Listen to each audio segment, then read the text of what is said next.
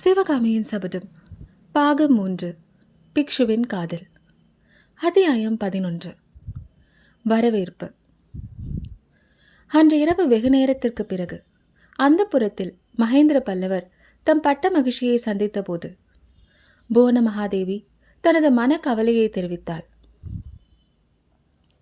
பிரபு, இன்றைக்கு மந்திர ஆலோசனை சபையில் தங்களுக்கும் மாமல்லனுக்கும் பெரிய வாக்குவாதம் நடந்ததாமே. 4 பேருக்கு முன்னால் தந்தையும் புதல்வரும் இப்படி சண்டை போட்டுக் கொள்ளலாமா என்று சக்கரவர்த்தினி கேட்டாள். தேவி, யார் என்ன வேணுமானாலும் நினைத்து கொள்ளட்டும். எனக்கு இன்று இருக்கிற பெருமையையும் பூரிப்பையும் சொல்லி முடியாது. அர்ஜுனனும் அபிமன்யுவும் லக்ஷ்மணனும் இந்திரஜித்தும் பேசுவதற்குரிய வீர வார்த்தைகளை இன்று மாமல்லன் பேசினான். உள்ளுக்குள் எவ்வளவோ எனக்கு ஆனந்தமாயிருந்தது. ஆனாலும் என்னுடைய நோக்கத்தை நான் கைவிடுவதற்கில்லை.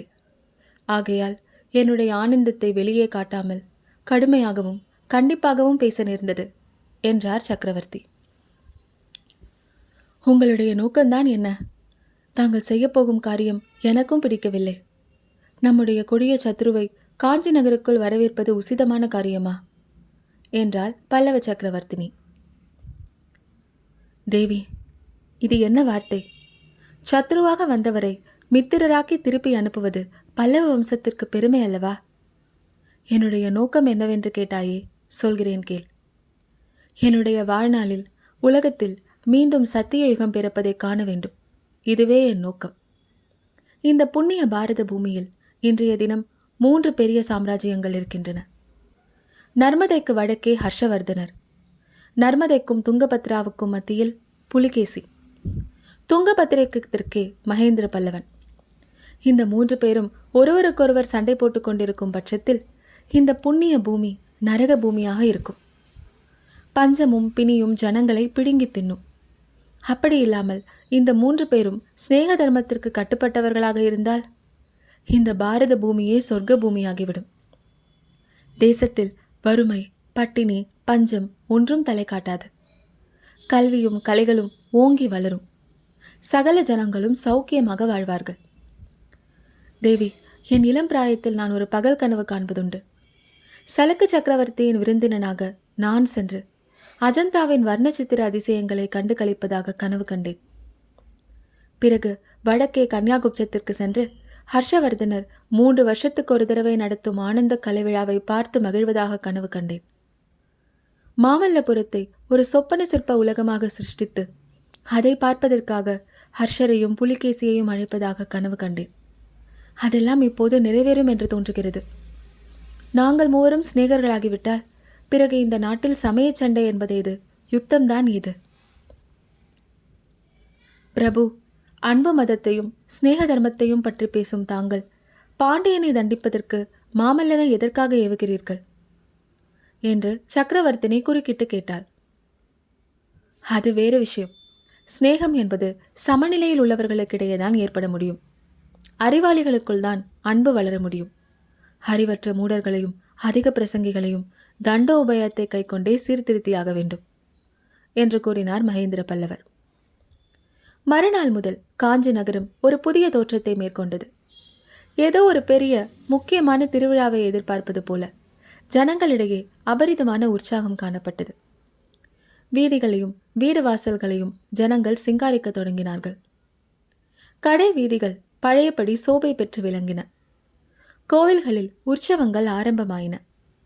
சிற்ப மண்டபங்களில் பழையபடி சிற்பிகள் வேலை செய்ய தொடங்கினார்கள். நாற்புறமும் மேலவாத்தியங்கள் முழங்கின.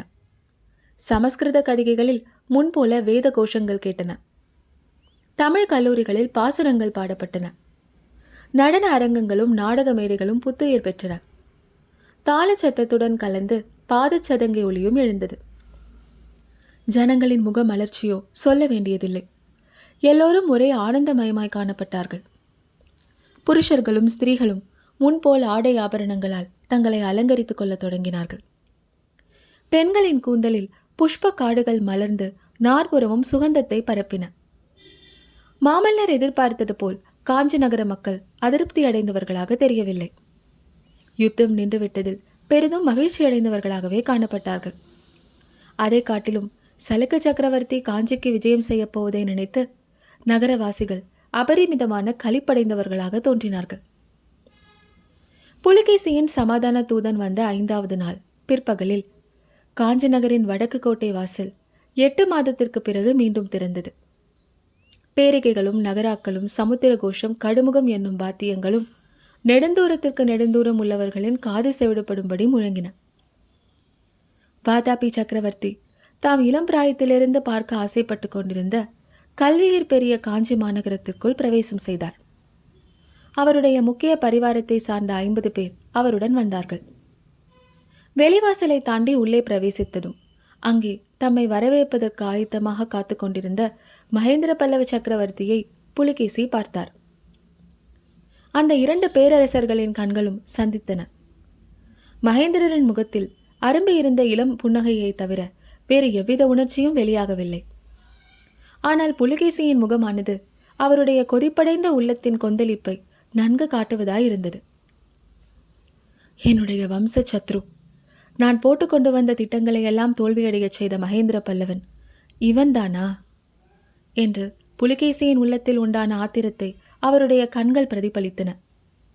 இந்த எண்ணங்களோடு, ஆஹா, கள்ளம் கபட அறியாததைப் போல் பாவனை செய்யும் இந்த கம்பீரமான முகத்தை இதற்கு முன் எங்கேயோ பார்த்தது போல் இருக்கிறதே என்ற நினைவும் புலிகேசியின் மனத்தில் தோன்றியது. 2 சக்கரவர்த்திகளின் விருதுகளும் முறையே கூறப்பட்ட பிறகு இருவரும் அவரவருடைய குதிரையிலிருந்து கீழே இறங்கி ஒருவரையொருவர் ஆலிங்கனம் செய்து கொண்டார்கள். அதே சமயத்தில் புலிகேசியின் கண்கள் மகேந்திர பல்லவருக்கு பின்னால் நின்ற பரிவாரங்களை துருவி ஆராய்ந்தன. சத்யாச்ரயா, யாரை தேடுகிறீர்கள் என்று மகேந்திர பல்லவர் கேட்க, பல்லவேந்திரா, தங்களுடைய வீர புதல்வர் மாமல்லரை பற்றி எவ்வளவோ கேள்விப்பட்டிருக்கிறேன். அந்த மகாவீரர் இங்கு நிற்பவர்களில் யாரோ என்று சலுக்க சக்கரவர்த்தி கேட்டார்.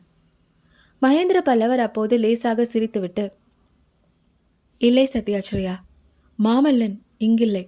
அவன் வேறு முக்கிய காரியமாக வெளியூருக்கு சென்றிருக்கிறான் என்றார்.